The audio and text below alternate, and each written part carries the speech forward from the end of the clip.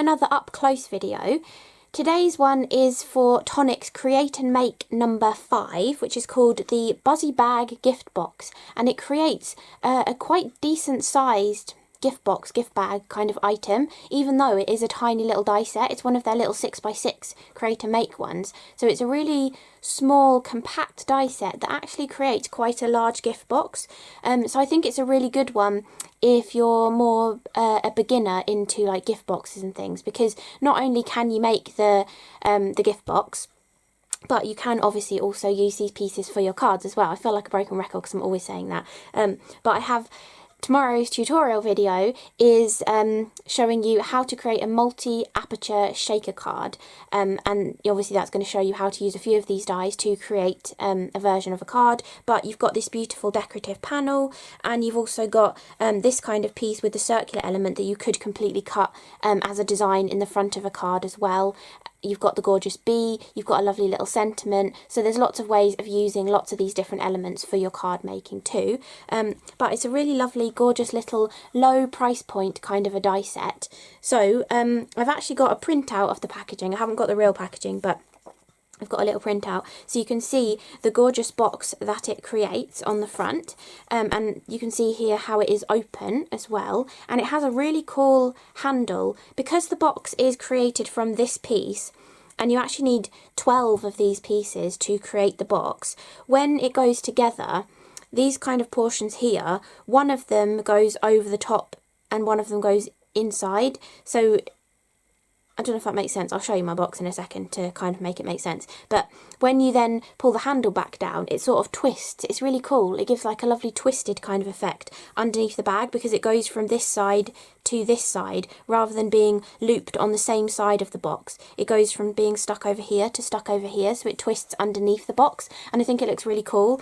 It's a different kind of element. I'm not sure if it was like designed to be that way, or whether it's just because of the way it goes together that it ended up that way, but I think it's really cool nonetheless. So it's a really cool different kind of box, and also inside here you get your instructions as well. So I presume yours will just be a proper printed one that is the right way up inside your packaging as well, and it tells you all the pieces to cut. The only query I have with it is it told me to cut 4 of the larger circle, but the instructions only tell you that you need 2 of them. So I don't know if I went wrong and, you know, missed where you were supposed to put the other 2, but I would say the only thing that is possibly incorrect is that it says you need 4 of that circle, but I only used 2 of that circle to create mine. But other than that, the instructions are perfect to follow to be able to create your gorgeous gift bag.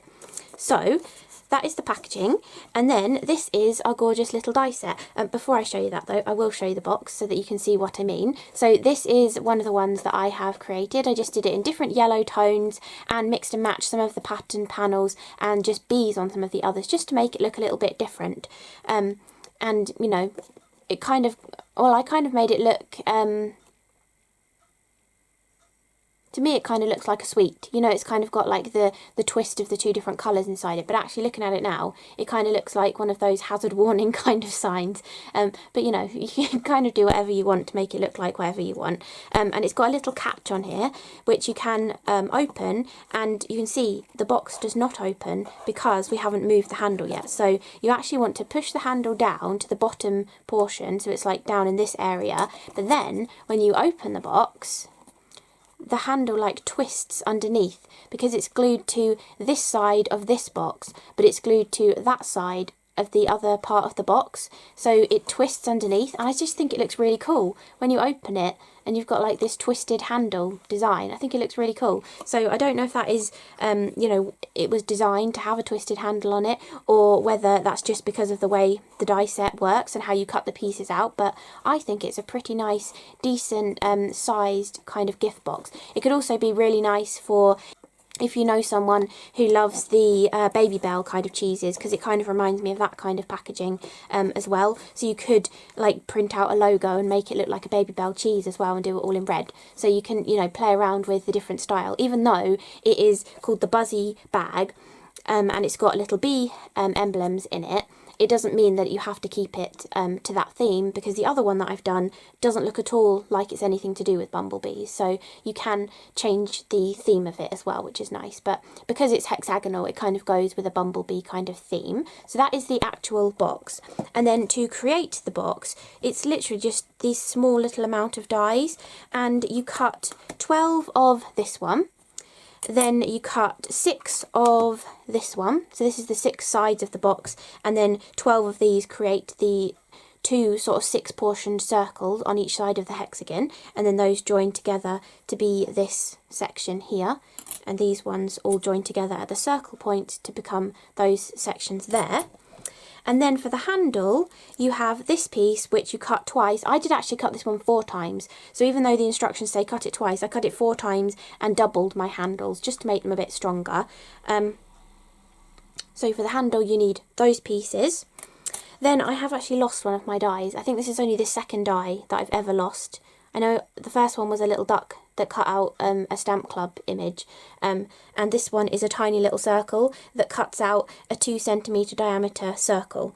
So you do get that as well. It's a slightly smaller circle than the one that falls out of this, and you actually use that along with the largest circle here to create the mechanism to stick the handle to the bag.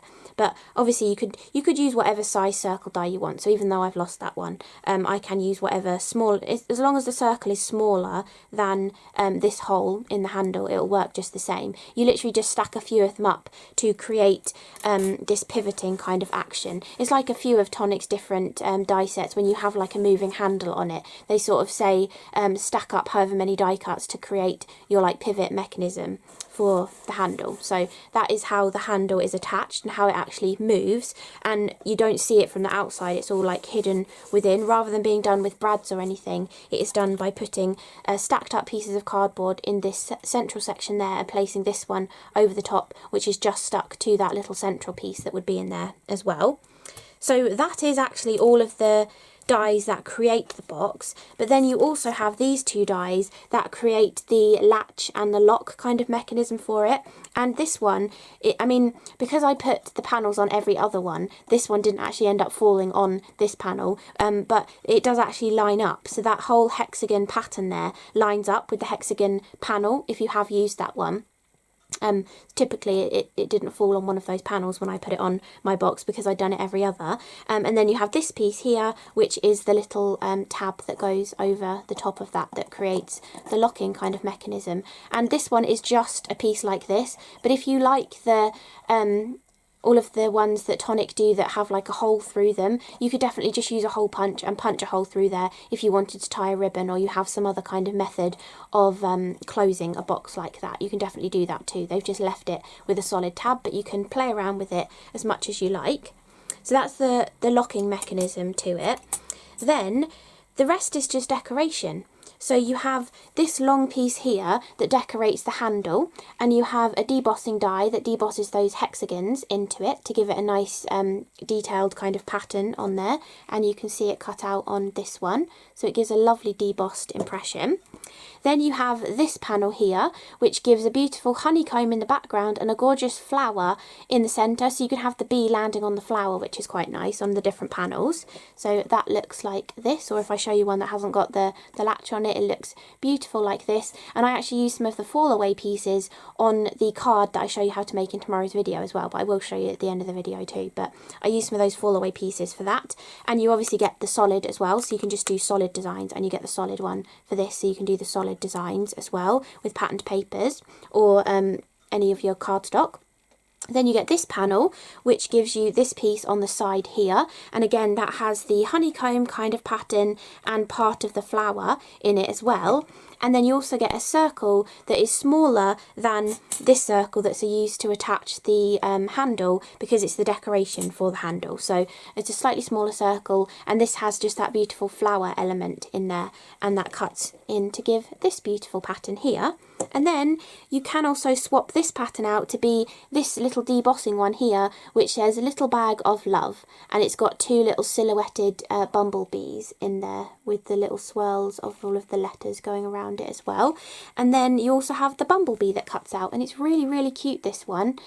Sometimes these kind of dies, you kind of look at them and you think, oh, I don't think that's going to look very good when I cut it out, but it really does look very cute when you cut this one out. And it's got gorgeous little antennae with the little bobbles on the end, and his wings are a gorgeous shape, and he's got a really nice little shaped body, and he also actually has little notches there that kind of indicate where his eyes are, which I think is really nice too. I really like that sort of extra element, and he would look really great paper pieced back in. On the packaging they've paper pieced him back in and added extra wing fall away pieces to add a little bit of dimension to it as well.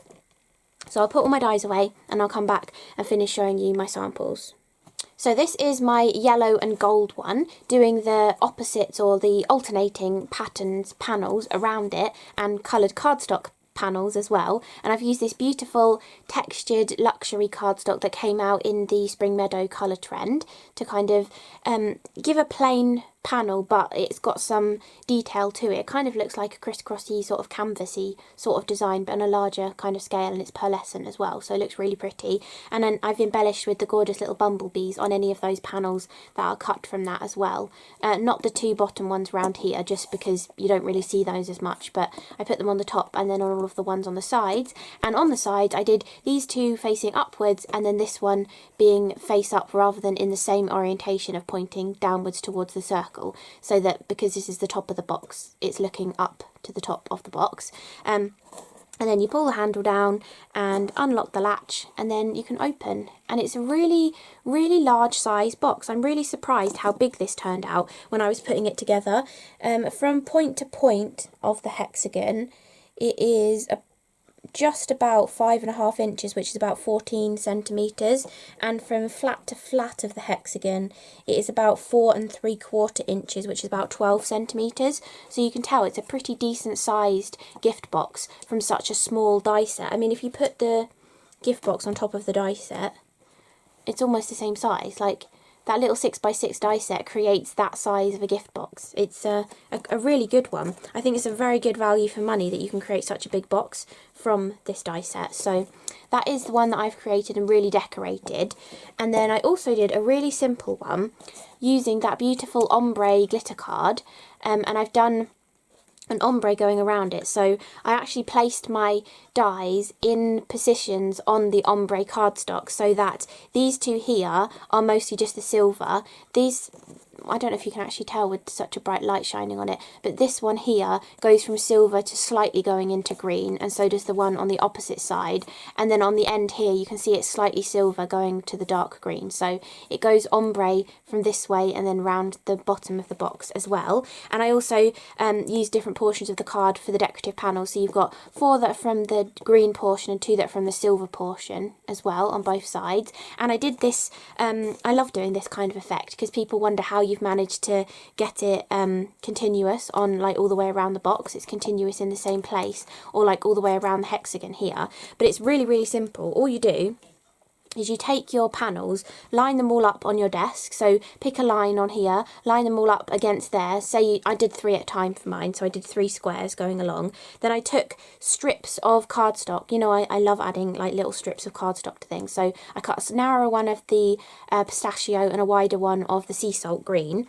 And then you just stick them across all of the panels whilst they're lined up against each other. And that's how you get them to be in the perfect alignment when you add them back onto your box. Well, if you don't look at the seam of the box where it moves, they have like perfect alignment all the way around. So I always love doing that kind of thing, because I feel like people wonder how you've done it. And you do the same thing with these ones, even though they're got tapered sides, you just line them up in this orientation next to each other and then add the strip along the bottom, and then you just cut between them, and then you get in the exact same position all the way around. So even though it's in a hexagonal shape, it's still following a hexagon as it goes round with the shapes as well. So that's how I do that kind of thing when I add that to a box. And then this one opens exactly the same way, handle goes down, and then the box flaps open as well with the twisted handle. I love that twisted handle, so cool.